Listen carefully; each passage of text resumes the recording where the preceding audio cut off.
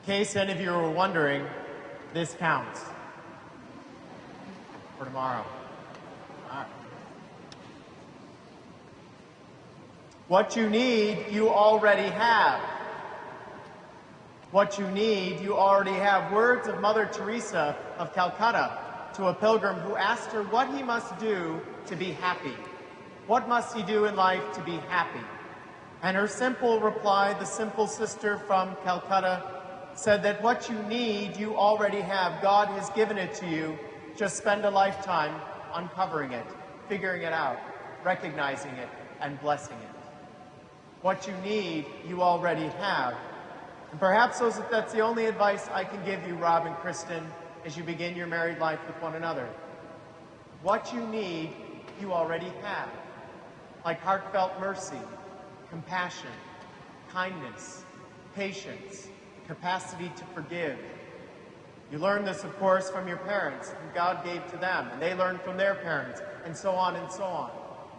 You learn from them by witnessing and by their teaching what it means to be alive, what it means to discover the life of God in so many different ways. Of course, your parents were helped by countless others, so many of whom are here today. You learned, of course, at Seton and at Elder, how to expand your mind. Talk about a bond of perfection, Seton and Elder. But you learned how to expand your mind. Perhaps the greatest thing you two were given was the great gift of imagination.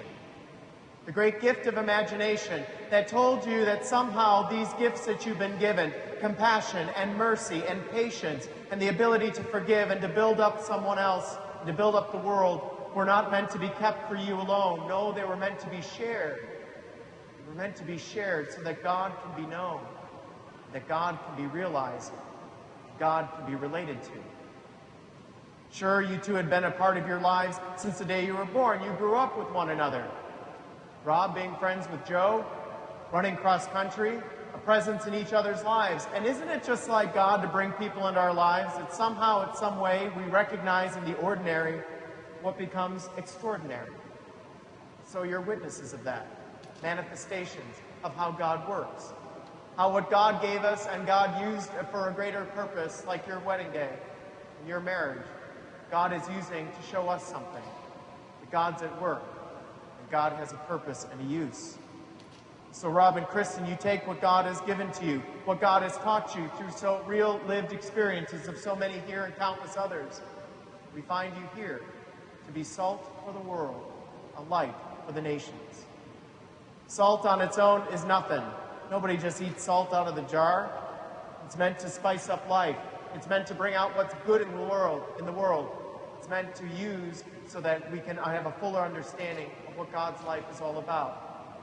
Being a light for the world means you expose all of us to what God's all about. How God is grateful, how grateful we are when God's in our lives, how God has blessed us, how God forgives us, how God is merciful. All manifestations of what you've known all along and now used for one another to build one another up. That bond of perfection, that love. Rob and Kristin, we owe you our gratitude. We owe you our gratitude today. And so, friends, as you're singing and dancing and eating and whatever else tonight, I want you to stop and thank them. Thank them for having the courage, the moxie, the chutzpah to get married today. Because I think it takes a lot of courage to be married. I think it takes a lot of courage to say to someone else, I'm going to entrust my life to you. And I expect from you to inspire me, to build me up, to make me know what it is to be the person God made me to be. So we owe you that gratitude. We bless God and we thank God for making you the people we've come to know and love. We bless you too. Thank God for making us aware of the people we can be. What you need, you already have. And so let this prayer today, this prayer, the first day of your married life, be a prayer of gratitude and praise.